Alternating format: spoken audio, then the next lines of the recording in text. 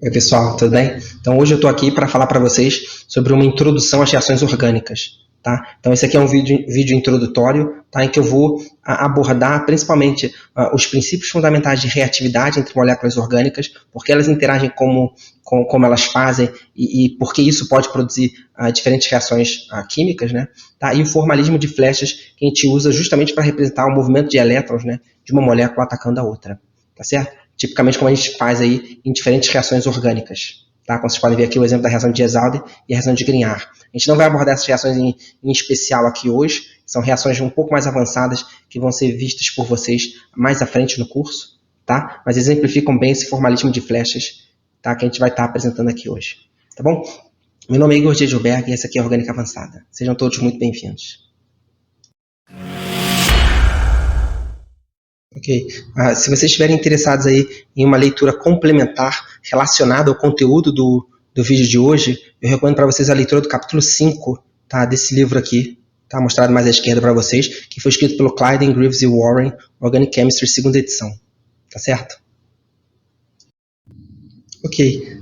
Então, para uma reação química ocorrer entre duas moléculas diferentes, é necessário que a gente forneça uma determinada quantidade de energia, tá certo? Essa energia vai depender da estrutura dos compostos químicos, né, e da reatividade que esses compostos têm um frente ao outro. Tá? Então, as moléculas, elas normalmente são carregadas negativamente, quer dizer, elas têm uma certa carga negativa, né, associada a elas, que está associada à nuvem eletrônica, tá, de cada molécula. E, naturalmente, quando a nuvem eletrônica de uma determinada molécula vê a nuvem eletrônica de uma outra molécula, tá, existe uma repulsão natural, tá, entre elas. Tá certo? Então, para que as reações possam ocorrer, tá, as moléculas devem possuir energia suficiente para vencer essa repulsão inicial. A gente vai discutir aí os diferentes processos também que são, ao contrário, são atrativos, né, que permitem vencer essa repulsão inicial. Mas para vocês terem uma visualização do que eu estou falando, né, tá? Tem aqui a representação de uma molécula A com a nuvem eletrônica associada a ela, uma molécula B, a nuvem eletrônica associada a ela.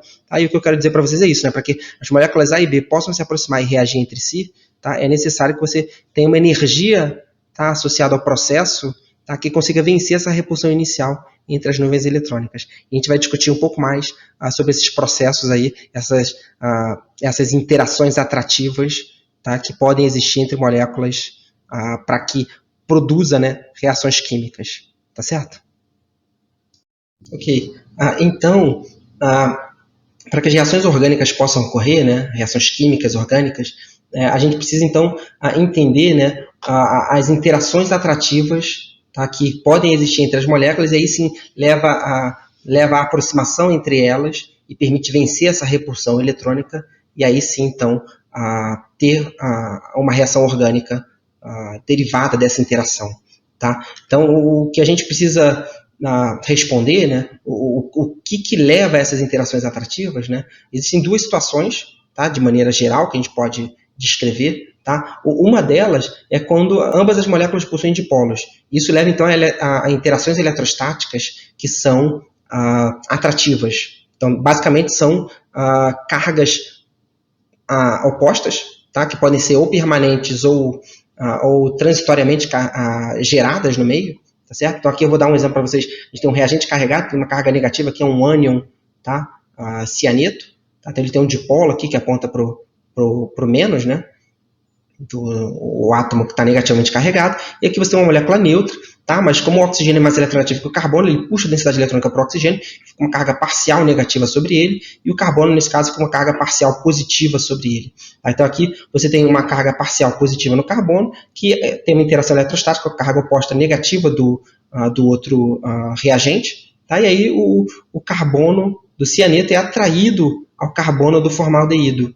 Tá? E aí eles se aproximam e aí eles conseguem reagir entre si, e a gente tem aqui uma reação que a gente chama de adição 1,2. A gente vai abordar reações com carbonila em química orgânica 2. A gente não vai entrar em detalhes aí sobre como essa reação evolui, mas eu queria só mostrar para vocês, como um estudo de caso aqui, um caso específico, né, de como essas moléculas, tá, são atraídas uma para a outra, e mostrar que esses princípios são gerais para qualquer reagentes que a gente esteja considerando. Então aqui é um caso específico envolvendo dois reagentes, um neutro e um carregado. A gente também pode ter uma interação eletrostática, tá, entre duas moléculas neutras, tá, mas ainda assim as duas moléculas possuem dipolo, tá, o formado está novamente aqui, e a carga parcial negativa no oxigênio, carga parcial positiva no carbono, e a gente tem pares de elétrons não ligantes aqui, no caso da molécula de água, tá? A molécula de água tem um dipolo que aponta para cá, tá? Para aqueles que estejam interessados ainda a uma discussão mais profunda sobre dipolos e como a gente conclui sobre esses vetores, tá? Vejam um vídeo sobre solvente, também que já tá no canal, tá certo? Tá? Mas o momento de dipolo da água aponta para cá. Tá? Então, esses pares de elétrons não ligantes do oxigênio na água, eles são nucleofílicos, tá? E conseguem atacar aqui a carbonila. A gente vai falar um pouco mais sobre nucleófilos e eletrófilos na sequência, então não se preocupem se o termo é novo para vocês. Tá? A gente vai falar um pouco sobre essas definições um pouco mais à frente. Mas o fato é, né, que esses pares de elétrons aqui conseguem ser atraídos para o carbono que está parcialmente positivo no formaldeído, tá? E essa atração eletrostática de cargas opostas, tá, permite então a atração e a reação entre esses dois componentes, essas duas moléculas. Tudo bem? Existe uma outra situação também, tá, em que a gente tenha interações orbitalares favoráveis. Então, nesse caso aqui, por exemplo, entre a reação do etileno com o dibromo, tá, ambas as moléculas são neutras, nenhuma delas tem dipolo. Tá? Ainda assim, a interação orbitalar entre as duas moléculas permite uma reação, tá, entre essas duas moléculas. Então, a gente vai detalhar um pouco mais a reatividade sobre desses dois componentes no final do curso de Orgânica 1. Tá? Então, quando a gente falar de reações com olefinas, tá, vocês vão ver mais detalhes sobre como essa reação evolui. Tá? Mas não é o foco do vídeo de hoje, então não se preocupem. O fato é, né, talvez vocês já saibam, talvez não, mas vale a pena antecipar, tá? É que olefinas conseguem reagir com o dibromo e levam a um produto de bromação, que a gente chama. Tá? Mas o importante aqui é vocês observarem o fato, né, de que ambos os reagentes não possuem cargas ou dipolos, e ainda assim a gente consegue ter uma reação entre eles. Tudo bem? Na verdade, a mensagem que eu queria que vocês levassem para casa, né, é que qualquer que seja o caso, né, para uma reação química ocorrer, na verdade que a gente precisa que haja um recobrimento orbitalar, tá, produtivo, né? Um recobrimento orbital entre as espécies que estão reagindo entre si. E aí a gente pode ter, então, uma reação química bem sucedida. Assim como a gente discutiu no diagrama de orbitais moleculares, o vídeo anterior aqui do canal, se vocês não viram ainda, vejam, tá? O que a gente discutiu anteriormente, quando a gente estava fazendo o diagrama de orbitais moleculares, tá? É exatamente o mesmo cenário aqui, é exatamente a mesma coisa. Para que uma reação química possa ocorrer, tá? É importante que você tenha um recobrimento orbitalar entre as duas moléculas, que só é produzido se os orbitais moleculares tiverem a mesma simetria e tiverem energias suficientemente próximas para interagir. Tá? Então é isso que a gente precisa. Tá? Energia suficientemente próxima e mesma simetria. Tá certo? Ok. Introduzindo para vocês agora o formalismo de flechas, tá? Que é justamente essa maneira que a gente usa para representar o movimento dos elétrons. Antes de falar dela propriamente dita, eu preciso falar para vocês sobre algumas definições, para ter certeza que vocês têm elas bem claras na cabeça. Tá certo? Então, a primeira definição que eu queria introduzir para vocês, a gente já mencionou no vídeo de hoje aqui, tá? É o que são nucleófilos. Tá? Então, vocês já ouviram o nome nucleófilos no vídeo de hoje, mas eu preciso ter certeza que vocês realmente sabem do que eu estou falando. Tá? Então, nucleófilos são moléculas ou fragmentos de moléculas que doam elétrons. Tá? A gente pode fazer uma interpretação do nome, né? Filo significa amigo e núcleo, né, é normalmente a parte positiva ali da sua molécula. Então, o amigo da parte positiva são os elétrons. Moléculas que gostam de doar elétrons, tá, são chamadas de nucleófilos. Tá certo? No dia a dia, é um termo que a gente usa com muita frequência em síntese orgânica, né? Nucleófilos e eletrófilos. Os nucleófilos, vocês vão ver por força do uso, né, vocês vão naturalmente associar moléculas que doam elétrons, que estão atacando outras moléculas. Tá? E aí, como eu já mencionei, os eletrófilos, tá, são os parceiros reacionais, né, que reagem com os nucleófilos. Tá? Os eletrófilos são moléculas ou fragmentos de moléculas que recebem os elétrons. Se a gente interpretar o nome aqui, né, eletrofilo, um amigo dos elétrons, são aqueles que querem receber elétrons. Normalmente moléculas aí que são positivamente carregadas ou possuem um orbital livre para justamente receber, tá, os elétrons ali. Tá certo? Então, tipicamente, nucleófilos atacam eletrófilos. Tá certo? Então, quando a gente representa esse ataque nucleofílico, tá, normalmente a gente pode representar isso de diferentes maneiras, dependendo do parceiro reacional que esteja sendo usado. Tá? as maneiras mais frequentes estão mostradas aqui para vocês. A gente pode ter uma porção de um nucleófilo ligada a uma outra porção, que a gente está chamando de A aqui, tá? E aí essa ligação covalente que liga o fragmento A ao fragmento NU, tá? Essa ligação covalente ela vai se romper e esse par de elétrons aqui da ligação covalente vai ser usado para atacar uma outra molécula. Ou a gente pode ter um nucleófilo que tenha par de elétrons não ligantes, como no caso da água, que a gente comentou anteriormente. Esse par de elétrons não ligantes pode ser usado para atacar uma outra molécula. Ou a gente pode ter um nucleófilo que tem uma carga formal negativa, tudo bem, que representa aí esse excesso de elétrons que esse nucleófilo tem. Então, com frequência, vocês vão ver as duas representações até, muitas vezes, usadas conjuntamente. Você vai ter o NU com um par de elétrons não ligantes aqui e a carga formal negativa, tá? E aí, esse nucleófilo ataca outras moléculas também. Tá certo? Mas a carga parcial negativa, ela representa justamente esse excesso de elétrons que tem na espécie. Tudo bem? E, por outro lado, um ataque eletrofílico é representado de diferentes maneiras. Tá? As maneiras mais comuns estão mostradas aqui para vocês. Ou a gente tem o par de elétrons atacando aqui essa porção E, e clivando a ligação E ao fragmento B. Esse par de elétrons aqui da ligação B vai para o fragmento B. Tudo bem? Porque um par de elétrons está chegando aqui no E, e aí normalmente o E está com a valência completa. Quando o par de elétrons chega aqui no E, ele é obrigado a liberar, né, o par de elétrons que está sendo partilhado com ele antes. Tá certo? Então, quando você faz uma nova ligação ao E, você quebra uma ligação que estava sendo feita com ele anteriormente. Tá? Ou, alternativamente, você tem um E ali com um orbital livre, que pode receber esse elétron. A gente pode representar de maneira esquemática esse orbital livre como esse retângulo aqui. Tá? Esse retângulo representa um orbital livre. E aí o par de elétrons pode atacar esse orbital livre, como é muito comum na química do boro. Tá? Se vocês ainda não ouviram falar da química do boro, não se preocupem, vocês ainda vão ouvir falar bastante da química do boro. Então, tem um orbital livre ali, você pode doar um par de elétrons para esse orbital livre. Tá? E aí, normalmente, né, essa notação aqui do eletrófilo também é usada com bastante frequência, junto com essa notação aqui, com a carga formal positiva sobre ele. Tá? Essa carga formal positiva significa dizer que ele está com deficiência de elétrons. Tá? E aí, como está com deficiência de elétrons, ele pode receber elétrons, tá? Com uma certa facilidade. Ele quer receber elétrons de um outro reagente. Tudo bem? E aí, globalmente, né, como eu já mencionei, mas para vocês virem aqui de maneira bastante clara, né, tipicamente nucleófilos reagem com eletrófilos. Quem tem elétrons quer doar para moléculas que querem receber os elétrons. Tá? Se vocês já ouviram falar da teoria de ácido e base de Lewis, a reação de um nucleófilo com um eletrófilo nada mais é do que uma reação ácido-base, tá? De acordo com os critérios de Lewis. Tá? Segundo Lewis, né, bases de Lewis são moléculas que podem doar elétrons e ácidos de Lewis são moléculas que podem receber elétrons. Tá certo? Então, o nucleófilo doa seu par de elétrons para um eletrófilo, e aí ao doar você forma uma ligação tipicamente aí covalente entre o nucleófilo e o eletrófilo. Tá certo? Nada mais é do que uma reação ácido-base. Tá certo? Mas a gente vai falar disso aí ao longo do curso. A gente vai voltar e vai dar vários exemplos, tá, sobre esse tema. Tudo bem?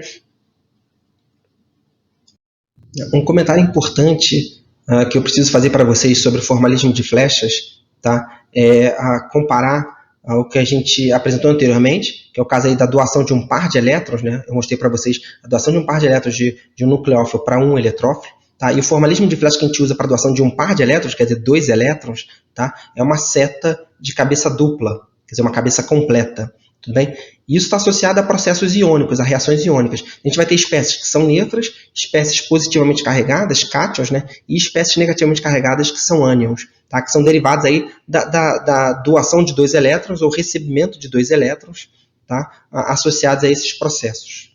Tá? Em contraste a esse tipo de reação, a gente tem reações que envolvem um único elétron. Tá? E aí são reações radicalares. Tudo bem? E aí o formalismo de flecha que a gente usa para reações radicalares, tá, é que são setas com meia cabeça. Tudo bem? Então faz um pouco de sentido e é coerente, né? 2 elétrons, a gente tem uma cabeça completa. Né? Tudo bem? São 2 metades. Agora, para um elétron só, a gente tem uma única metade. Tudo bem? Tá? E o que é importante que vocês notem também, desde agora, né, é que, por exemplo, a gente deu a definição de nucleófilo e eletrófilo e falou, nucleófilo são aquelas espécies que estão doando elétrons e eletrófilo são aquelas espécies que estão recebendo elétrons. No caso de radicais, você tem a combinação de 2 elétrons únicos de cada uma das espécies. Vocês vejam que agora eu mudei o nome, estou chamando de espécies A e B, não mais nucleófilo e eletrófilo, porque agora não é tão óbvio, né, dizer quem é que está doando elétron, quem é que está recebendo, porque na verdade aqui cada um está doando um elétron. Tudo bem? Então a própria definição de nucleófilo e eletrófilo não é tão óbvia nesse contexto. A gente até consegue classificar radicais como nucleófilos e eletrófilos dependendo dos substituintes que eles carregam, de maneira indireta. Tá? E pelo nível de energia, tá? Dos orbitais que são ocupados por esses elétrons individuais aqui. Tá? Mas é uma discussão um pouco mais profunda, um pouco mais avançada, tá? E que não é o foco do nosso vídeo de hoje. Então eu não vou fazer isso aqui nesse momento. A gente vai falar um pouco sobre química radicalar no final do curso de Química Orgânica 1, vai discutir um pouco mais sobre reações radicalares com vocês, tá? Mas esse realmente não é o foco aqui. Tá? Então eu não vou falar sobre reações radicalares com vocês hoje. Eu gostaria que vocês focassem, né? Nós vamos focar somente em reações iônicas. Tá certo? Mas eu queria só fazer essa distinção do formalismo de Flecha, em que reações iônicas representam, né, movimento de par de elétrons, de 2 elétrons, a gente representa isso com uma seta, uma cabeça dupla. Enquanto o movimento de um elétron único, né, a gente representa isso com uma flecha com meia cabeça. Tá certo? Mas vamos focar em reações iônicas. Ok. Um último aspecto extremamente importante que eu queria mencionar para vocês, tá, é a relevância dos orbitais de fronteira. Tá? Então, quando a gente pensa na interação, no ataque nucleofílico de um nucleófilo para eletrófilo, a gente pode se aprofundar um pouco mais nessa interação, nessa doação de elétrons que o nucleófilo faz para o eletrófilo e pensar no diagrama de orbitais moleculares associado a essa interação, a essa doação eletrônica. Aí a gente vai, então, também aproveitar o conhecimento que já foi introduzido no nosso vídeo anterior. Então, se vocês não viram, vejam um vídeo de orbitais, de estrutura das moléculas orgânicas, né, com enfoque em orbitais atômicos e moleculares. Tá? É justamente o vídeo anterior aqui do canal. Tá? Então, quando a gente pensa nos orbitais moleculares aqui do nucleófilo, né, aqui está apelado os orbitais moleculares de maneira genérica desse nucleófilo, e aqui os orbitais moleculares de maneira genérica aqui do eletrófilo, e a energia sempre crescendo de baixo para cima. Tá? A gente olha aqui os orbitais vazios do nucleófilo, e depois, a partir de um certo momento, você tem os orbitais cheios do nucleófilo de maneira idêntica. Né? O eletrófilo aqui tem orbitais cheios até um certo momento, e depois, a partir de um momento, vai ter os orbitais vazios. Percebam que a gente tem um orbital mais alto ocupado aqui do nucleófilo, que a gente chama de HOMO, e o orbital mais baixo desocupado aqui do eletrófilo, que a gente chama de LUMO. E esses orbitais moleculares aqui, eles definem 2 domínios. Né? Daqui para baixo são só orbitais cheios, daqui para cima são só orbitais vazios. Né? E aqui também é a mesma coisa, daqui para baixo são só orbitais cheios, e daqui para cima são só orbitais vazios. Então, por isso, o orbital LUMO e o orbital HOMO, né, que estão interagindo entre si aqui, são chamados de orbitais de fronteira, porque eles definem 2 fronteiras aqui, né, entre os que estão vazios e os que estão cheios. Tá? Para qualquer um dos 2 reagentes aqui. Tá? O que acontece é que a HOMO do nucleófilo ele é mais alta em energia, tá, do que a HOMO do eletrófilo. Tá? E a LUMO do eletrófilo é mais baixa em energia do que a LUMO do nucleófilo. Então, esses orbitais moleculares aqui eles estão mais próximos em energia, tá? E essa interação aqui entre esses 2 orbitais moleculares vai ser preponderante. Tá? Então, na verdade, é isso que define o que é um eletrófilo e o que é um nucleófilo. Normalmente, o nucleófilo, em termos de orbitais moleculares, né, são moléculas que possuem aí um HOMO, tá, de energia relativamente elevada em relação a outras moléculas. E eletrófilos, em geral, são moléculas que possuem a sua LUMO tá, relativamente baixa em energia. Então, LUMOs mais baixos em energia permitem receber elétrons com mais facilidade, e HOMOs mais alta em energia permitem doar elétrons com mais facilidade, e é isso que permite, quando a gente compara diferentes eletrófilos e diferentes nucleófilos, dizer quem é o melhor eletrófilo e quem é o melhor nucleófilo. Eu vou recapitular isso antes de a gente acabar o vídeo de hoje. Tá bom? Vou organizar um pouco mais essas ideias aqui, que estão sendo apresentadas de maneira mais rápida. Mas, para ter certeza que vocês conheçam as definições e tendo em vista, né, que isso aqui é um vídeo introdutório. Tá? A HOMO é uma sigla em inglês que a gente usa com bastante frequência. Vocês vão ver na literatura. Se vocês forem consultar a literatura em inglês, ela já está escrita em inglês. Mas se forem consultar a literatura em português, a gente também usa muitas siglas em inglês. Né? Então, com frequência, vocês vão ouvir falar dessas 2 siglas. Tá? HOMO é a sigla para Highest Occupied Molecular Orbital. É o orbital molecular mais alto ocupado. Vocês viram aqui que todos eles estão ocupados, mas esse aqui é o mais alto ocupado. Tá? E a LUMO é Lowest Unoccupied Molecular Orbital. Tá? LUMO, como vocês estão vendo aqui, é o mais baixo desocupado. Você tem vários orbitais aqui que estão desocupados, que estão vazios, né? Mas esse aqui é o mais baixo, tá, entre todos eles. Tá? E essa interação aqui orbital, tá? E você tem uma interação entre 2 orbitais moleculares, a 2 elétrons. Tá? E assim como a gente introduziu no nosso vídeo anterior, tá? Você vai então gerar dois novos orbitais moleculares, tá? Só que agora esse orbital molecular aqui ele é mais baixa energia que o orbital molecular de origem do nucleófilo. Então esses elétrons aqui eles vão ter uma energia menor e com isso essa interação é estabilizante. Tá? Isso explica então a formação da ligação química entre nucleófilo e eletrófilo, tá? Porque justamente você está estabilizando aí, né? E aí a união, né, produz uma molécula que é mais estável do que os fragmentos separados, que a gente discutiu bem no nosso vídeo anterior. Tá certo? Tá. Então, o que é interessante notar, né, por que a gente foca somente nas interações? Tá? Porque quando a gente pensa nas potenciais possíveis interações entre os outros orbitais moleculares aqui dessas duas moléculas, né, quando a gente olha para os outros orbitais vazios do eletrófilo, tá? Esses orbitais moleculares aqui eles estão energeticamente, né, longe da HOMO do nucleófilo. Então eles interagem apenas fracamente. Então a doação eletrônica desse par de elétrons aqui para esse orbital aqui, né, é muito mais eficiente do que potencial doação eletrônica para esses aqui, que estão mais longe em energia. Tá certo? E de maneira análoga, né, esses orbitais aqui que estão cheios em elétrons, né, eles interagem somente fracamente com os orbitais vazios do eletrófilo ou com a própria LUMO. Então é difícil doar esses elétrons aqui porque a diferença de energia é muito grande. Tá certo? Então essas interações elas são secundárias, tão secundárias que podem ser negligenciadas. Tá? E de maneira análoga, né, esses orbitais aqui vazios eles estão muito alta energia para interagir com os orbitais cheios do eletrófilo. Então esses elétrons aqui não conseguem ser doados para cá, porque a diferença de energia entre eles é muito grande. Tudo bem? Aqui, né, falado também de outra maneira, muito baixa energia para interagir com os orbitais vazios do nucleófilo. Ou seja, é muito difícil doar esses elétrons aqui para esses orbitais vazios aqui, e é muito difícil doar esses elétrons aqui para esses orbitais vazios aqui, ou para a própria LUMO. Então, como esses orbitais moleculares aqui estão mais próximos em energia, essa é a principal interação orbitalar e eletrônica, né, que vai existir entre as duas moléculas, e de maneira bastante, vamos dizer, de uma maneira simplificada, mas que é extremamente válida, né, a gente consegue olhar somente para esses orbitais moleculares de fronteira aqui, tá, para entender a interação entre a reação entre o nucleófilo e o eletrófilo. Então isso permite análises qualitativas que permitem a gente entender a reatividade das moléculas orgânicas sem ter que se preocupar com uma análise muito complexa e sem ter que fazer muitas contas. Tá? Somente olhando para esses orbitais de fronteira a gente consegue fazer uma análise qualitativa que explica muito bem a reatividade das moléculas orgânicas. Então é uma análise extremamente poderosa. Tudo bem? Tá? Então, recapitulando tudo que a gente viu no nosso vídeo de hoje. Tá certo? Para uma reação ocorrer, as moléculas devem vencer a repulsão eletrônica entre as duas nuvens eletrônicas ali, dos fragmentos das moléculas A e B, ou nucleófilo e eletrófilo. Tá? E isso pode ocorrer seja através da atração de cargas opostas, tá? ou recobrimento orbitalar entre essas duas moléculas. Ou fragmentos, se a gente considerar uma reação intramolecular. Tá? As moléculas que estão reagindo elas precisam possuir a orbitagem de energia apropriada para interagir. Tudo bem? E aí vocês podem pensar nessa análise que a gente fez aqui dos orbitais de fronteira, tá? LUMO e HOMO, de eletrófilo e nucleófilo. Tá? Então eles precisam possuir orbitagem de energia apropriada para interagir, né? E um orbital cheio do nucleófilo e um orbital vazio do eletrófilo. Tá? Que é justamente essa interação aqui, essa análise que a gente fez agora há pouco. Tá? E a aproximação entre as moléculas deve ocorrer de tal forma que esses orbitais possam se recobrir para formar uma interação ligante. Ou seja, né, a interação entre os orbitais moleculares de fronteira, né, precisam possuir a mesma simetria.